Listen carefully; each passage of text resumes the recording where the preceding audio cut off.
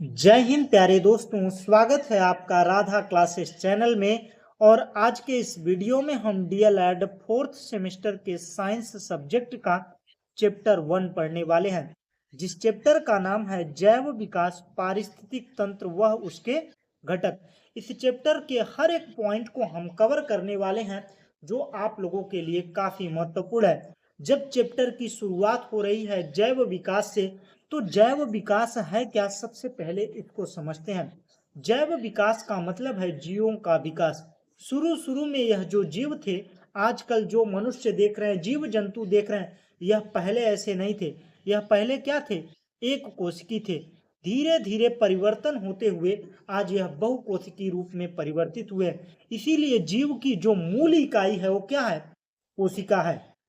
एक कोशिका से आज बहुकोशिकी बने हैं। तो बात समझ में आई। अब इसको समझते हैं, अवधारणा क्या है।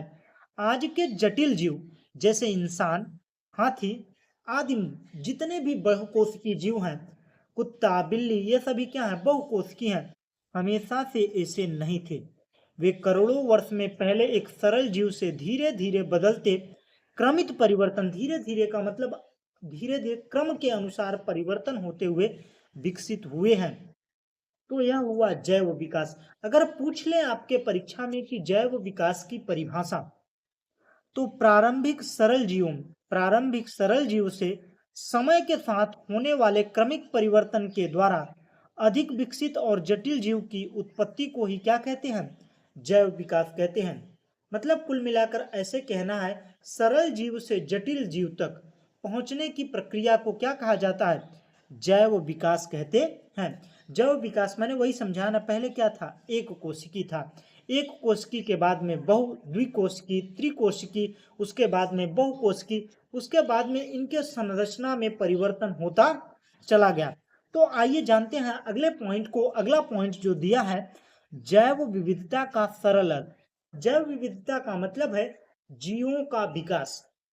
जैव विविधता का मतलब है जीवों का विकास। जीवन में पाई जाने वाली विविधता ही क्या है? जैव विविधता है। जीवन में पाई जाने वाली विविधता का मतलब है अलगाव, भिन्नता, भिन्नता जो पाई जाती है, तो वही क्या है? विविधता है। तो जैव विविधता मतलब समझ में आया, जीवन में पाई जाने वाली विविधता ही क्या है? जैव विविधता है। तो संरचनात्मक समानताएं, जैव विविधता में भले से आप अलग अलग जीव देख रहे हैं, कोई काला है, कोई गोरा है, किसी के 4 पैर हैं, किसी के हाथ हैं, तो ये जो अलग अलग संरचनाएं हैं, लेकिन इनमें समानताएं भी हैं। समानताएं क्या है? हर एक पॉइंट को हमने कवर किया है। आपको सीधे पूछ लिया जाएगा कि जैव विविधता की संरचनात्मक समानताओं के बारे में बताइए। तब आप लोगों को लिखना कहते हैं, सभी जीव परमाणु या अणुओं के संयोग से बने। इस ब्रह्मांड की कोई भी वस्तु हो, वो किससे बनी है? तत्व, परमाणु या अणुओं के संयोग से बनी हुई है। यह बात समझ में आई। अब अगला पॉइंट क्या कहता है? सभी जीव एक विशेष जीव द्रव्य के बने होते हैं। सभी जीव किसके बने होते हैं? एक विशेष जीव द्रव्य के बने होते हैं। मतलब उनकी कोशिकाओं में एक जीव द्रव्य जो है वो क्या है? एक विशेष है, वह सब में पाया जाता है। सभी जीवों का शरीर प्रोटोप्लाज्म की बनी कोशिका का बना होता है। सभी जीवों का जो शरीर है वो कैसा है? प्रोटोप्लाज्म की बनी कोशिकाओं का है। प्रोटोप्लाज्म कोशिका का बना हुआ है। कोशिकाएं जीव की संरचनात्मक इकाई हैं। जब कोई भी चीज कोशिका से ही शुरू हुई है, तो उसका मूल इकाई क्या है? संरचनात्मक इकाई क्या है? कोशिका ही होगी। क्या है? कोशिका है। जटिल जीवों में कोशिकाएं मिलकर ऊतक, जब अनेक कोशिकाएं एक जगह पर इकट्ठा हो जाती हैं तो क्या कहलाता है? ऊतक कहलाता है। ऊतक के बाद में जब अनेक ऊतक एक साथ मिलते हैं तो ऊतक तंत्र या अंग कहा जाता है। और जब एक अंग, अनेक अंग मिलकर क्या बनाते हैं? अंग तंत्र बनाते हैं। और सभी अंग तंत्र मिलाकर क्या बनता है? एक शरीर बनता है, एक जीव बनता है। यह सारी चीजें समझ में आ रही हैं। समानता के आधार पर जीवों के समूह मिलकर जातियां बनाते हैं। जो जीवों के समूह है यह मिलकर क्या बनाते हैं? जातियां बनाते हैं। जैसे पेड़ों की अलग जातियां हैं, जानवरों की अलग है, मतलब अनेक अनेक प्रजातियों के बारे में बताया गया है। तो मतलब उनका मूल क्या है? कोशिका से ही है। तो यह सारे कॉन्सेप्ट समझ में आए। अगर आप लोगों ने यहाँ तक वीडियो देखा है, वीडियो अच्छा लग रहा है तो लाइक करिए। आप लोग चैनल पर पहली बार विजिट किए हैं तो चैनल को सब्सक्राइब कर लीजिए। इस चैनल पर फोर्थ सेमेस्टर और सेकंड सेमेस्टर के हर एक चैप्टर को, हर एक पूरे सिलेबस को बेहतर तरीके से कवर किया जाएगा, जो आप लोगों के लिए काफ़ी महत्वपूर्ण होगा। तो इस बात को ध्यान रखिए, अगर चैनल पर पहली बार आए हैं तो कहीं गुम न हो जाए यह चैनल, तो चैनल को सब्सक्राइब कर लीजिए। और आपको बता दूं, ये जो चीज़ें पढ़ाई जा रही हैं इसका पीडीएफ भी आप लोगों को राधा क्लासेस टेलीग्राम चैनल पर मिल जाएगा। इस वीडियो के डिस्क्रिप्शन में उसका लिंक है, आप जाकर टेलीग्राम चैनल ज्वाइन करिए। आपका जितने भी यूट्यूब पर हमारी वीडियो मिलेगी उसका पीडीएफ आप लोगों को वहां पर मिल जाएगा। तो चलिए बढ़ते हैं अगले पॉइंट की ओर। तो अगला पॉइंट है जैव प्रक्रियाओं में समानताएं। बैक्टीरिया से लेकर मनुष्य तक के सभी जीवों में मूलभूत जैविक क्रियाएं समान रूप से होती हैं। चाहे एक कोशिकी की बात करें, चाहे बहुकोशिकी की बात करें, सभी को ऊर्जा की चाहत होती है। शारीरिक क्रियाओं को करने के लिए क्या होती है? ऊर्जा की आवश्यकता होती है। अपने जैसे संतान उत्पत्ति के लिए ऊर्जा की आवश्यकता होती है। तो जैविक क्रियाओं में जितने भी जीव हैं सभी के लिए प्रक्रियाएं क्या होती हैं? समान होती हैं। शारीरिक क्रियाओं को पूर्ण करने ऊर्जा का उपयोग, अपने समान संतानों की उत्पत्ति के लिए क्या होती है? ऊर्जा की चाहत होती है, ऊर्जा चाहिए उनको। इसके अलावा मूलभूत क्रियाओं को पूरा करने के लिए जो मूलभूत क्रियाएं हैं, जैसे संतान उत्पत्ति, शारीरिक क्रियाओं को करने के लिए जीवों को 3 मुख्य क्रियाएं समान रूप से होती हैं। जितने भी जीव हैं, चाहे एक कोशिकीय हैं, चाहे बहुकोशिकीय हैं, उनको मुख्य रूप से 3 क्रियाओं को करना होता है। आइए जानते हैं क्या क्या। सबसे पहले ऊर्जा का एक जैसा तरीका। चाहे वो एक कोशिकी हो, चाहे बहुकोशिकी हो, सभी को क्या चाहिए? शारीरिक क्रियाओं को करने के लिए ऊर्जा की आवश्यकता होती है। चाहे बैक्टीरिया हो, पेड़ हो, इंसान हो, सभी अपनी कोशिकाओं में ऊर्जा पाने के लिए मुख्य रूप से ग्लूकोज इस्तेमाल करते हैं। यह समानता हुई। उसके अलावा ऊर्जा बनाने यह रासायनिक तरीका, इसमें मदद करने वाले एंजाइम सभी जीवों में लगभग एक समान होते हैं। जो ऊर्जा बनाने वाले रासायनिक क्रियाओं को करने वाले एंजाइम हैं वो सभी जीवों में क्या होते हैं? एक जैसे होते हैं। इसके अलावा यह दिखाता है कि हम सभी का विकास एक ही पूर्वज से हुआ है। यह चीजें क्या बताता है? जब कोई भी चीजें, अगर कोई भी व्यक्ति कोई भी काम कर रहा होता है, अगर उस व्यक्ति की तरह कर रहा होता है तो लगता है यार उसी प्रजाति के हैं, उसी तरफ के हैं। आप अगर कोई एक समान भाषा बोलता है, अगर भोजपुरी बोल रहा है तो आप क्या कहते हैं? वो बिहारी है। मराठी बोल रहा है तो महाराष्ट्र का है। तो क्या हुआ? उसके जो मतलब बोल चाल है उसके हिसाब से आपने डिसाइड किया। तो जब ऊर्जा समान रूप से हो रही है उपयोग, तो क्या होगा? लगता है यार सभी जीव क्या हैं? एक ही प्रकार के हैं, इनके पूर्वज एक ही जैसे हैं। यह बात समझ में आए। अब बढ़ते हैं अगले प्रश्न की ओर, अगले पॉइंट की ओर। तो अनुवांशिकता। सभी जीवों के लक्षणों की ब्लूप्रिंट, अनुवांशिक सूचना डीएनए नाम के अणु में लिखी होती है। मतलब कह रहा है कि सभी जीवों का जो संरचना है वो किसमें लिखी होती है? डीएनए नामक अणु में लिखी होती है। यही डीएनए माता पिता के बच्चों में जाता है। यह डीएनए क्या करता है? फोटोकॉपी करता है, अपने जैसे समान बच्चों को उत्पन्न करता है और बताता है कि शरीर को कैसे बनाना और कैसे काम करना है। अनुवांशिक कोड सभी जीवों के लिए एक जैसा होता है। सभी जीवों में क्या होता है? जितने भी सजीव हैं सभी में अनुवांशिकता होती है। अब बढ़ते हैं अगले पॉइंट की ओर। तो अगला पॉइंट है प्रोटीन बनाने का तरीका एक जैसा। अनुवांशिकता एक जैसा, ऊर्जा का उपयोग करना, उत्सर्जन करना, उपयोग करना, यह सभी एक जैसा। तो प्रोटीन बनाने का तरीका भी क्या है? एक जैसा है। डीएनए में लिखी जानकारी को पढ़कर शरीर के लिए जरूरी प्रोटीन बनाने का तरीका सभी जीवों में एक समान होता है। डीएनए क्या काम करता है कि उस शरीर को कैसे कैसे बनाना है, उसकी संरचना, जानकारी, शरीर के जरूरी प्रोटीन बनाने का तरीका इसी ब्लूप्रिंट में होता है। डीएनए से एमआरएनए मैसेंजर बनता है जो राइबोसोम फैक्ट्री तक संदेश लाता है और फिर प्रोटीन बनता है। प्रोटीन सभी में एक समान बनता है और यह पूरी फैक्ट्री बैक्टीरिया से लेकर इंसान तक सब में एक जैसी होती है। जो प्रोटीन की फैक्ट्री होती है राइबोसोम होता है, वह सभी में कैसा होता है, एक जैसा होता है। यह सारी चीजें क्लियर हुई। अब बढ़ते हैं अगले पॉइंट की ओर। तो अगला पॉइंट है जैव विकास की मौलिक परिकल्पना, मुख्य विचार, परिवर्तन के साथ अवतरण।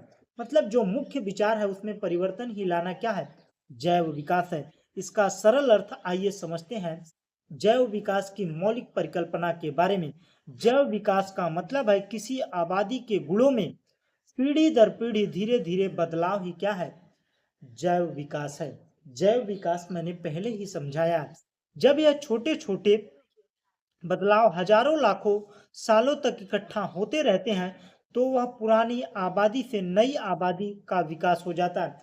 क्योंकि धीरे धीरे परिवर्तन से ही मनुष्यों को क्या माना जाता है, बंदरों की प्रजाति मानी जाती है। बंदरों से धीरे धीरे क्या बने हैं, मनुष्य बने हैं।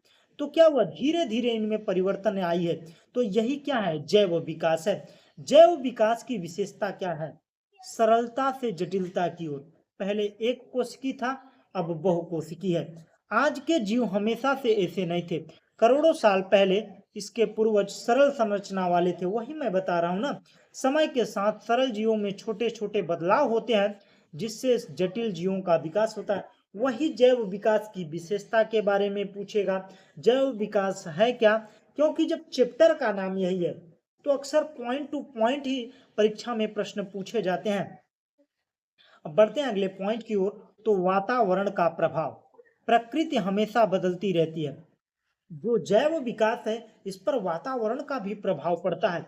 वातावरण के हिसाब से जीव अपने अनुसार खुद को ढालते रहते हैं। जैसे जब ऊंट को देखा जाता है तो ऊंट क्या होता है, लंबा होता है, उसका कुबड़ होता है। वो क्या हुआ, उस वातावरण के अनुसार खुद को ढाल लिया, खुद को परिवर्तन किया है।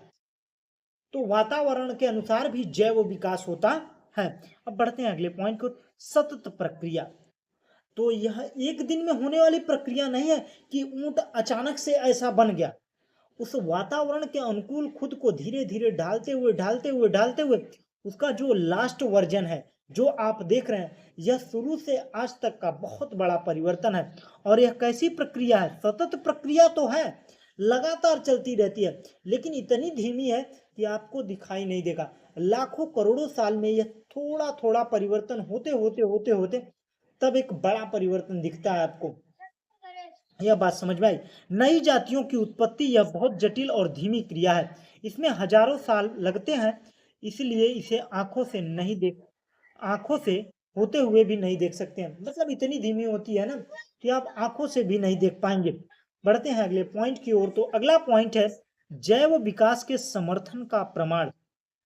तो जैव विकास हो रहा है तो इसका प्रमाण भी तो होना चाहिए कि प्रमाण कैसे हुआ। अगर बच्चा पूछ ले, भाई मैं नहीं मानता, मैं तो कह रहा हूं ना ऊंट ऐसे डायरेक्टली ऐसे हुए हैं, मनुष्य ऐसा पहले से ही पैदा हुआ है या बंदरों की तरह नहीं था। तो जैव विकास के समर्थन में कुछ लोगों ने, वैज्ञानिकों ने प्रमाण दिए। तो आइए उसी के बारे में जानने वाले हैं। जैव विकास हुआ है तो सभी जीवों के शारीरिक रचना, भ्रूणीय विकास और व्यवहार से कोई न कोई संबंध या क्रम होना आवश्यक है। जब कह रहे हैं कि सभी जीव एक कोशिका जीव से उत्पन्न हुए हैं, तो जब एक कोशिका जीव से उत्पन्न हुए हैं तो उनमें तो समानताएं तो होंगी। जो हमारे में जो कोशिका पाई जा रही है मूल इकाई, वही तो उसमें भी पाई जाएगी। हर एक जीव में मूल इकाई तो वही होगी। तो हर चीजों को, आइए वैज्ञानिकों ने इस पर प्रयोग कैसे कैसे किया है। तो वैज्ञानिकों ने जैव विकास को सिद्ध करने के लिए इन्हीं संबंधों को दिखाने के लिए कई प्रमाण प्रस्तुत किए, निम्नलिखित श्रेणियों में बांटा गया है। तो आइए जानते हैं कि कौन कौन से प्रमाण दिए हैं, वैज्ञानिकों ने कैसे प्रूफ किया कि जैव विकास होता है। तो आइए हर एक पॉइंट को कवर करते हैं। अगर आप लोगों ने यहाँ तक वीडियो देखा है तो कमेंट में अपना फीडबैक दीजिए। हाँ सर बहुत अच्छा पढ़ा रहे हैं, सर कैसा पढ़ा रहे हैं। आप लोग जब फीडबैक देते हैं ना तो एक मोटिवेशन फील होता है। हम दुगनी ऊर्जा के साथ आप लोगों को और बेहतर से और बेहतर देने का प्रयास करता हूँ। मैं तो अपना पूरा सामर्थ्य लगा रहा हूँ, लेकिन जब आप जुनून भरते हैं, जैसे मैं आप लोगों को कहता हूँ हाँ आप लोग काफी बेहतर कर रहे हैं, तो उससे क्या होता है, एक मोटिवेशन मिलता है। जब आप लोग फीडबैक देते हैं तो क्या होता है कि हाँ, लगता है कि जो मैं कर रहा हूँ वो सही है। इसलिए आप लोगों को बोल रहा हूँ कमेंट करने के लिए। बाकी तो मैं आप लोगों के लिए हमेशा से बेहतर करते आ रहा हूँ। पेपर में हमने जितने भी मॉडल पेपर कराए काफ़ी कारगर साबित हुए हैं, और हम सेकंड सेमेस्टर का भी हमने पढ़ाया था पिछले साल आप लोगों को, और इस साल हम भी सेकंड सेमेस्टर, फोर्थ सेमेस्टर तो पढ़ाने वाले हैं। काफ़ी बेहतर आप लोगों को कंटेंट देने वाले हैं, जो आप लोगों के लिए काफ़ी बेहतर होगा। तो वर्गीकरण से प्रमाण, पहला है तुलनात्मक संरचना से प्रमाण, संयोजक जंतुओं से प्रमाण, पूर्वजता से प्रमाण, तुलनात्मक भ्रूणिका से प्रमाण, भौगोलिक वितरण से प्रमाण, अनुवांशिक से प्रमाण, जीवाश्म विज्ञान या जीवाश्मों से प्रमाण। यह सभी प्रमाण के बारे में हम बेहतर तरीके से आगे पढ़ने वाले हैं। तुलनात्मक संरचना जो पूछी जाती है, जो काफी जरूरी है, जो आपके सिलेबस में दिया गया है। प्रमाण का मतलब होता है सबूत। तो तुलनात्मक संरचना से प्रमाण, जीवों के शरीर की बनावट की तुलना करने पर दो तरह के अंग मिलते हैं। जीवों के शरीर के बनावट की तुलना करने पर दो तरह के अंग मिलते हैं। तो आइए जानते हैं कौन कौन से। एक होता है समरूपी अंग। क्या होता है? समरूपी अंग। काम एक जैसा, बनावट अलग। काम एक ही जैसा कर रहा है, लेकिन हर एक का बनावट क्या है? अलग है। वो क्या है? समरूपी है। वे अंग जो समान कार्य करने के कारण समान दिखते हैं, समान कार्य करने के कारण समान दिखते हैं, लेकिन मूल रचना, उनकी उत्पत्ति भिन्न होती है। वह अलग अलग पूर्वजों से एक जैसा विकास को दर्शाता है। जो कहते हैं ना कि जो मूल संरचना है वह दिखाती है कि यह एक ही पूर्वजों के हैं, समरूपी, समान रूप के। अब बढ़ते हैं समजात अंग। समरूपी हो गया, एक समजात हो गया। यह काफी इंपॉर्टेंट है। बनावट एक जैसी हो लेकिन काम अलग हो। समरूपी में क्या होता है?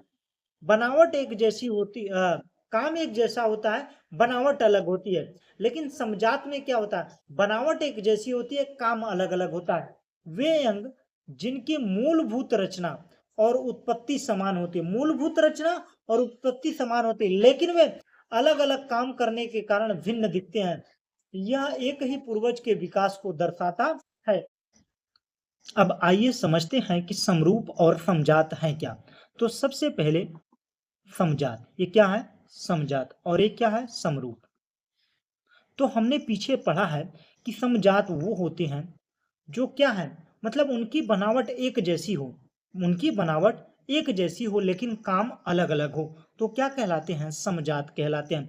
और समरूप की बात करें तो समरूप में बनावट अलग अलग होती है लेकिन काम क्या होता है? एक जैसा होता है। जैसे समरूप में, समजात में बात करें, हाथ का काम क्या है? काम को करना, खाना को खाना। लेकिन वहीं पर चिड़ियों में क्या होता है? यही जो जो हाथ का स्ट्रक्चर है, मतलब इनका रूप एक जैसा है। क्या है? बनावट एक जैसी है लेकिन काम अलग अलग है। इसमें भी रेडियस है, इसमें भी रेडियस है, इसमें भी अलना है तो इसमें भी अलना है। तो कुल मिलाकर चाहे व्हेल की बात करें, चाहे चमगादड़ की बात करें, चाहे हाथ की बात करें, इनकी बनावट जो है एक जैसी है लेकिन काम अलग अलग है। तो क्या है? समजात है। समरूप की बात करें तो समरूप में क्या होता है? काम एक जैसा होता है, काम एक जैसा होता है लेकिन इनकी बनावट अलग अलग होती है। इनके पंखों के आकार जो हैं बिल्कुल अलग अलग हैं, लेकिन काम क्या है? केवल उड़ना है। मतलब बनावट अलग अलग है लेकिन काम क्या है? केवल उड़ना है। तो समजात और समरूप दोनों क्लियर होते हैं। अब बढ़ते हैं अगले पॉइंट की ओर। तो अगला पॉइंट है अवशेषी अंगों के प्रमाण। तो अवशेषी अंग होते कौन है? सबसे पहले यह समझते हैं। अवशेषी अंग का मतलब है अनावश्यक अंग। शरीर में जिनका कोई उपयोग नहीं है वह अंग क्या कहलाते हैं? अवशेषी अंग कहलाते हैं। जीवों में अनेक ऐसी रचनाएं पाई जाती हैं जो शरीर के लिए अनावश्यक हैं, वो क्या कहलाते हैं? अवशेषी अंग कहलाते हैं। इनकी उपस्थिति में प्रमाणित होता है कि यह अंग कभी न कभी इन जंतुओं या पूर्वजों में क्रियाशील थे और उनके लिए उपयोगी थे। ऐसे बहुत सारे अंग जो अनावश्यक के रूप में पड़े हुए हैं, वो हमारे पूर्वजों के लिए क्रियाशील थे, उपयोगी थे, लेकिन आज हमारे लिए क्या है? हमने उनका धीरे धीरे उपयोग बिल्कुल बंद कर दिया, तो हमारे शरीर में क्या है? अवशेषी अंग के रूप में उपस्थित है। अवशेषी अंग समझ में आप पढ़ते हैं अगले पॉइंट की ओर, तो बदलते पर्यावरण में उनके उपयोग धीरे धीरे कम होता गया और वे आकार में छोटे और निष्क्रिय होते गए। अवशेषी अंग वही होते हैं जो अनावश्यक रूप से शरीर में विद्यमान होते हैं। इसी प्रकार से अवशेषी अंग इन जीवों का संबंध पूर्वजों से स्थापित करता है। मतलब यह अवशेषी अंग बताते हैं कि क्या है, पूर्वजों में धीरे धीरे परिवर्तन हुआ है। यही क्या है, जैव विकास है। जैव विकास जिनमें अंग सक्रिय रूप से पूर्ण विकसित थे, जैव विकास को दर्शाता है। बढ़ते हैं अगले पॉइंट की ओर, तो अगला पॉइंट है मनुष्य के मुख्य उदाहरण। मनुष्य में जो अवशेषी अंग है उसके बारे में जानते हैं। क्रीम रूपी परिशेषिका, परिशेषिका, क्रीम रूप परिशेषिका क्या है, पूर्वजों में पहले क्या होता था, सेलुलोज को भी पचा लेते थे, लेकिन आजकल मनुष्य क्या करते हैं, सेलुलोज का पाचन नहीं कर पाते हैं। ये जो कृमि रूप परिशेषिका थी, यह आज के लिए क्या है, अनावश्यक है। अवशेषी अंग है कर्ण पल्लव की पेशियां, पूर्वजों में कान हिलाने के काम आते थे। कर्ण पल्लव का मतलब है जो निचला भाग है ना, तो उसको क्या होता है कि इसका अब अनावश्यक है। पहले होता था इस कान से हिलाते थे। देखिए आजकल हाथियों में होता है, हाथियों को जब कभी भी मच्छरों को भगाना होता है तो चलाती हैं पंखे की तरह, तो क्या होता था, उसी का काम होता था। लेकिन आजकल हमारे कानों में क्या हो गया, छोटा हो गया। वो क्या है, अवशेषी अंग है। पुच्छ कशेरु, पूछ का अवशेष, जो हमारे जो रीढ़ की हड्डी है उसके नीचे एक देखिए छोटा सा आकार बढ़ा हुआ रहता है, वो क्या है, पुच्छ कशेरु। क्या है, पुच्छ कशेरुक है। जो हमारे पूर्वजों में क्या होता, पूंछ का आकार का था, लेकिन अब हमारे लिए क्या है, अनावश्यक है। धीरे धीरे उसका काम कम होता गया और वह छोटा होता चला गया। निमेशक पटल, आंख के कोने में एक अवशेषी झिल्ली होती है, निमेशक अंग कहा जाता है। यह सभी क्या है, अवशेषी अंग हैं। अब जंतुओं के उदाहरण लेते हैं। अजगर में पश्चपाद के अवशेष, जो पिछला भाग होता है। शुतुरमुर्ग में, जैसे न उड़ने वाले पक्षियों में अवशेषी पंख। शुतुरमुर्ग क्या होता है, उड़ता नहीं है। शुतुरमुर्ग जो है वो उड़ता नहीं, वो क्या है, दौड़ता है। तो उसके पंख क्या है, अवशेषी अंग है, अवशेषी पंख है। यह सारी चीजें क्लियर होती हैं। अब बढ़ते हैं अगले पॉइंट की ओर, तो अगला पॉइंट है तुलनात्मक भ्रौणिक से प्रमाण। भ्रौणिक से प्रमाण का मतलब तुलना करके, भ्रौणिक प्रमाण के जरिए। तो विभिन्न जंतुओं में भ्रौणिक विकास की तुलना करके प्रमाण जुटाया गया। मतलब जैव विकास को मतलब सिद्ध करने के लिए अनेक प्रकार के प्रयोग बताए गए थे। इसके बारे में हमने हर एक पॉइंट को बताया था। अब उस पॉइंट में जो आप लोगों के लिए इंपॉर्टेंट है, हर एक पॉइंट को हम बेहतर तरीके से डिस्क्राइब कर रहे हैं। परिवर्धन में, परिवर्धन में समानता। तो सभी बहुकोशिकीय जंतुओं का जीवन एक कोशिकीय युग्मनज से शुरू होता है। जितने भी बहुकोशिकीय जंतुओं को देख रहे हैं, सभी का जो जीवन प्रारंभ हुआ है वह एक कोशिकी से प्रारंभ हुआ है। इसके बाद में सभी में क्रमशः मोरूला, ब्लेस्टुला, गैस्टुला अवस्था आती है। यह मूलभूत समानता को दर्शाती है। जितने भी जंतु एक कोशिकी से बहुकोशिकी बने हैं, यह सभी अवस्थाएं मूलभूत समानताएं देखने को मिलती हैं।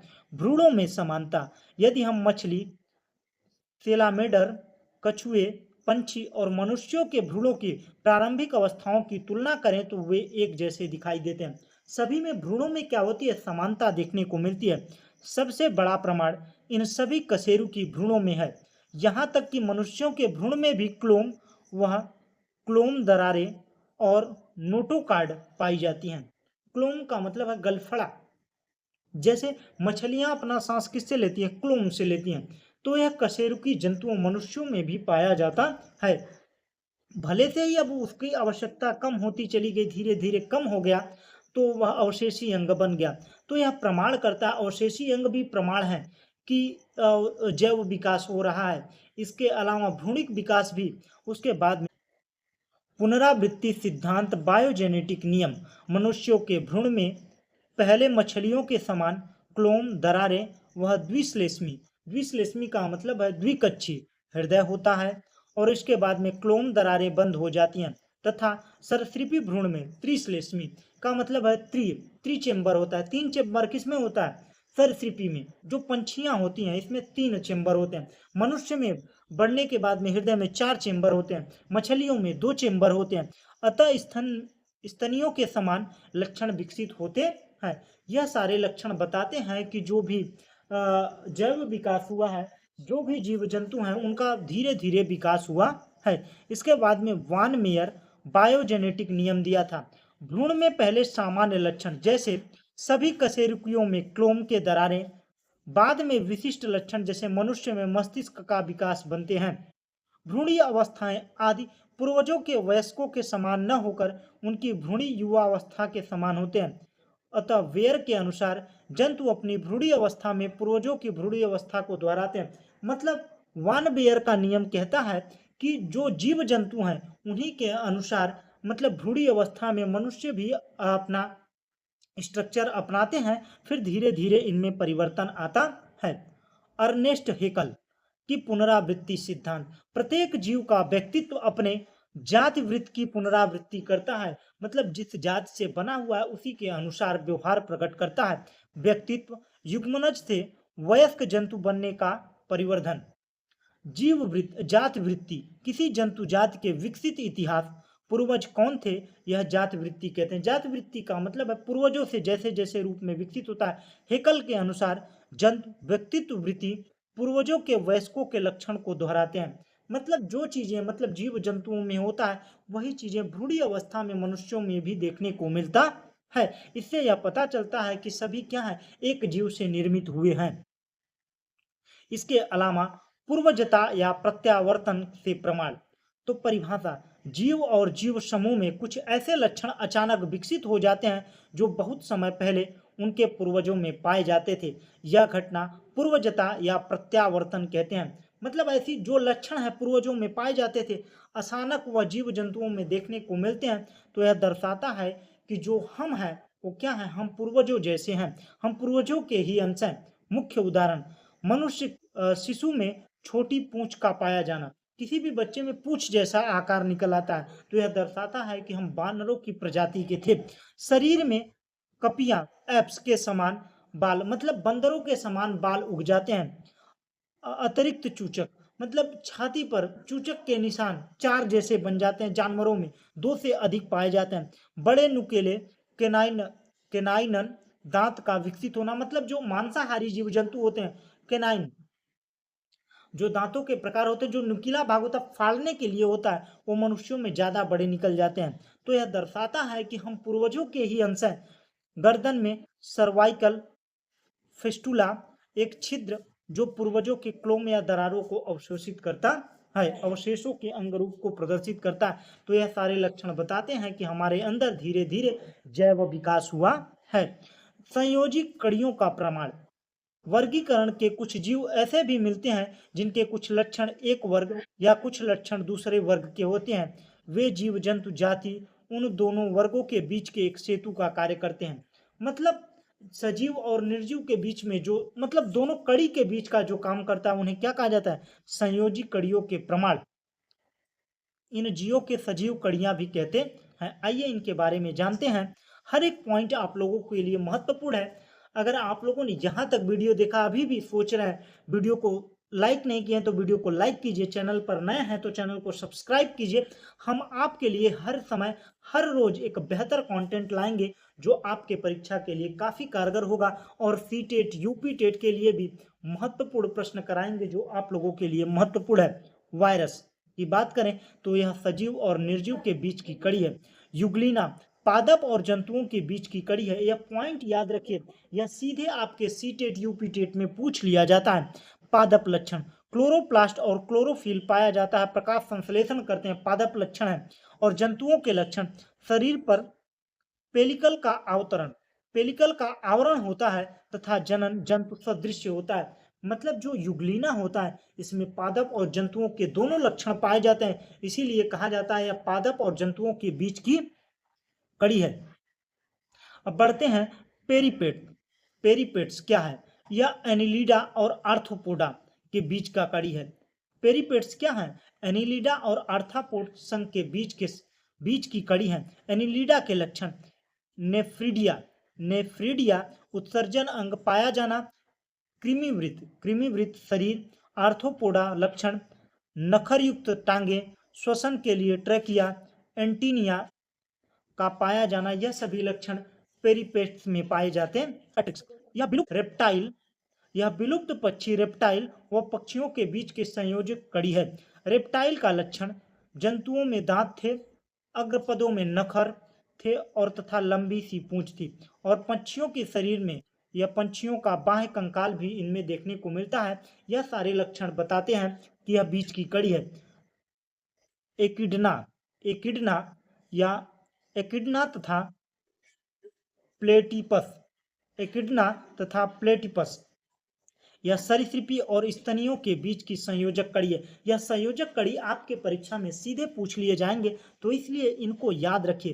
पादप और जंतुओं के बीच की कड़ी कौन है? युग्लिना है। सजीव और निर्जीव के बीच की कड़ी कौन है? वायरस है। इन सभी पॉइंट को याद रखिए जो आपके लिए काफी महत्वपूर्ण है। रेप्टाइल का लक्षण क्लोएका होता है जो खोल युक्त अंडे देता है। स्तन लक्षण शरीर पर बाल होते हैं, यह अपने बच्चों को दूध पिलाते हैं। यह दोनों लक्षण किसमें देखने को मिलते हैं? एक्निडा और प्लेटिपस में मिलते हैं। बढ़ते हैं अगले पॉइंट की ओर। तो अगला पॉइंट है अनुवांशिकता के प्रमाण। आधार प्रत्येक जीवधारी के सारे लक्षण उनके शरीर कोशिका केंद्रक स्थित गुणसूत्रों के जीन्स के अनुसार होते हैं। हर चीजों में विकास कैसा है? अनुवांशिक होता है। जातीय समानता एक ही जात के सदस्यों के बीच जीन का प्रारूप में भिन्नता होती है, लेकिन गुणसूत्रों की संख्या, आकृति, विन्यास एक समान होता है। मतलब अनुवांशिकता भी यह दर्शाती है कि जो जैव विकास हुआ है वह छोटे छोटे जीवों से फिर बड़ा जीव स्ट्रक्चर बना है। वातावरण के प्रभाव से इनका शरीर अलग अलग हुआ है। गुणसूत्रों में समानता देखने को मिलती है, जैसे मनुष्यों में 46 गुणसूत्र और चिंपैंजी में 48 गुणसूत्र प्रारूप काफी समानता को दर्शाते हैं। संकर दो जातियों के बीच संकर का सफल होना, घोड़े गधे से खच्चर का पैदा होना, इससे पता चलता है कि जब संकर पैदा हो सकते हैं तो क्या हो रहा है? धीरे धीरे परिवर्तन लाया जा सकता है। यह पूर्वजों में एक थे। पूर्वजों में कैसे थे? एक ही थे। उत्परिवर्तन जीन्स में होने वाले अचानक स्थायी परिवर्तन, उक्त परिवर्तन के नए लक्षण पैदा होते हैं और धीरे धीरे नई जाति को जन्म देते हैं। रक्षात्मक समरूपता और सदृशता, यह सारे जो वर्गीकरण है इसको पढ़े रहेंगे तो आपको दिमाग में बैठा रहेगा। इसका पीडीएफ दे देंगे, काफी बड़े आसानी से इसको समझ सकेंगे। यह प्रमाण क्या है कि जीवों का रंग रूप वातावरण से इतना मिलता जुलता है, जैसे बिल्ली और चीते का, छिपकली का, बिस्खोपड़े का, गिरगिट का, यह सभी जैसे शरीर के आकार कैसे होते हैं? एक समान होते हैं। तो इनके जो आकार हैं यह बताते हैं। उसके अलावा वे शत्रुओं के शरीर के निगाहों से बच सके। जैसे गिरगिट में क्या होता है? कलर बदलने की कला होती है। तो ये सारे रक्षात्मक समरूपता यह दर्शाते हैं कि सभी जीव एक दूसरों से बने हुए हैं। औद्योगिक सांवलापन, यह सारे जो उनके शरीर में परिवर्तन होते हैं अपने वातावरण के अनुसार खुद में रंग में चेंजिंग करते हैं, वही क्या है? रक्षात्मक प्रणाली है। और पारिस्थितिक तंत्र जो सबसे इंपॉर्टेंट है और काफी महत्वपूर्ण है। पारिस्थितिक तंत्र क्या है? तो इकोसिस्टम शब्द एजी टेंसले एजी टेंसले ने 1935 में दिया था।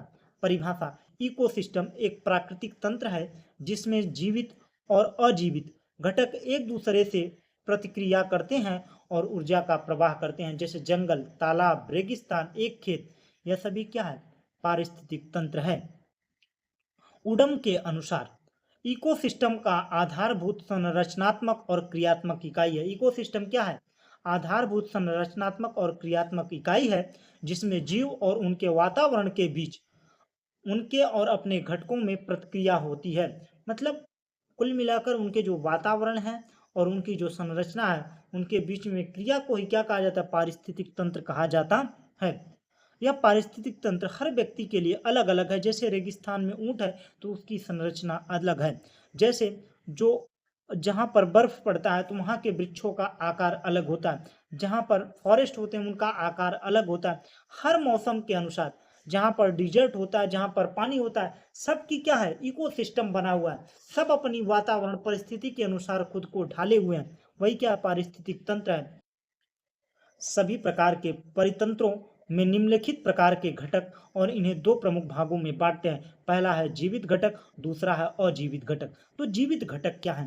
प्रत्येक इकोसिस्टम में जीवित घटक विभिन्न पादपों और प्राणियों के समुदाय में होते हैं। निम्नलिखित प्रकार के होते हैं, आइए जानते हैं। उत्पादक श्लेष पोषक घटक कौन होते हैं? वे सभी हरे पौधे जिनमें क्लोरोफिल होता है वे प्रकाश का संश्लेषण करते हैं। मुख्य कार्य सूर्य से प्रकाश ऊर्जा को उपयोग करके कार्बन डाइऑक्साइड और जल से अपना भोजन स्वयं बनाना। घास, पेड़, शैवाल क्या है? यह उत्पादक है। उसके बाद में उपभोक्ता पर पोषित घटक जो दूसरे पर आश्रित होते हैं। वे जीवधारी जो अपना भोजन स्वयं नहीं बनाते, इसलिए वे भोजन के लिए अन्य जीवों पर निर्भर होते हैं। इनमें 3 प्रकार के होते हैं। प्राथमिक उपभोक्ता वह होता है जो किसी पर निर्भर नहीं होता। शाकाहारी, वे सीधे उत्पादक पौधे से खाते हैं। जो मतलब प्राथमिक उपभोक्ता वो है जो हिरण, खरगोश, टिड्डा जो मतलब जो अपना स्वयं भोजन बनाते हैं उनको खाते हैं, वो क्या है? प्राथमिक उपभोक्ता हैं।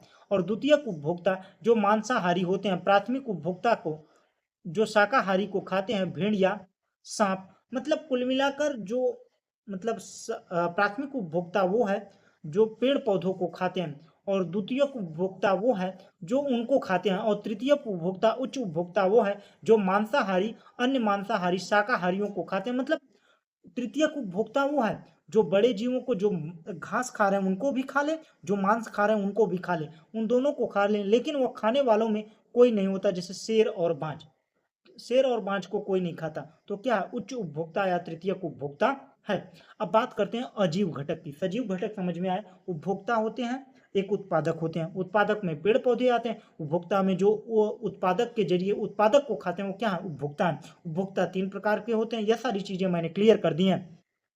इन तंत्रों में जीवों द्वारा उपयोगित निर्जीव पदार्थ, ऊर्जा, जलवायु के कारक, अजैविक क्रियाएं आदि होती हैं। जैसे जलवायु क्या है? अजैविक घटक है। जल, तापमान, प्रकाश, मिट्टी, आर्द्रता, यह जो परिवर्तन है यह जलवायु परिवर्तन अजैविक घटक है। कार्बनिक पदार्थ, कार्बन, हाइड्रोजन, ऑक्सीजन, यह सभी तत्व क्या है? अकार्बनिक पदार्थ हैं। और कार्बनिक पदार्थ जो protein, carbohydrate, lipids, vitamin, hormones इत्यादि, और ऊर्जा, प्रकाश, ताप, यह सभी क्या है? अजैविक घटक हैं।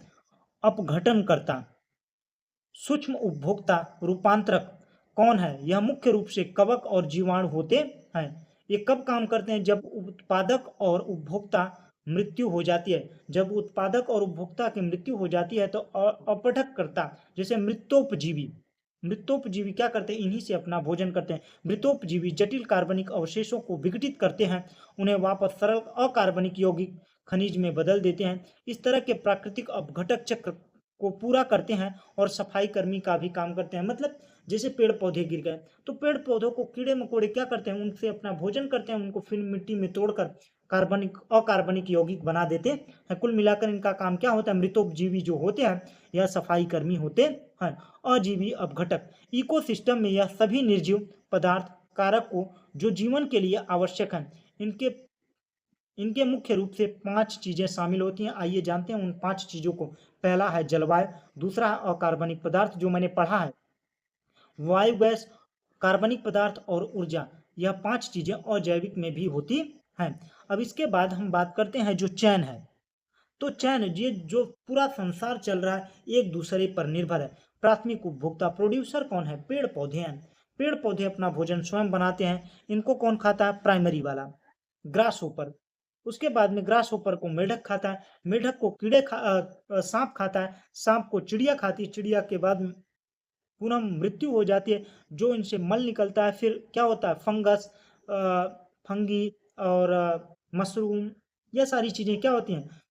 मृतोपजीवी। मतलब फिर से कार्बनिक बनाने के लिए यह चीजें इनका पोषण करती हैं। इसके बाद में pyramid of the ecological pyramid, ecologic पारिस्थितिक तंत्र का पिरामिड क्या है? तो मतलब जो संसार को बनाया गया है काफी व्यवस्थित तरीके से बनाया गया। जिनका मतलब जो स्वयं भोजन बनाते हैं उनकी मात्रा ज्यादा है। उनसे कम किनकी मात्रा है? जो इनको खाते हैं। उनकी मात्रा एकदम कम है जो इन जीवों को खाते हैं। मतलब इस प्रकार से पिरामिड है। उसके बाद में जो पेड़ है उनका आकार सबसे बड़ा है। उनके बाद में उनको जो खाते हैं उनका कम है। मतलब उनके बायोमास, मतलब उनके आकार के आधार पर, उसके अलावा एनर्जी के आधार पर भी पिरामिड बनाया गया है।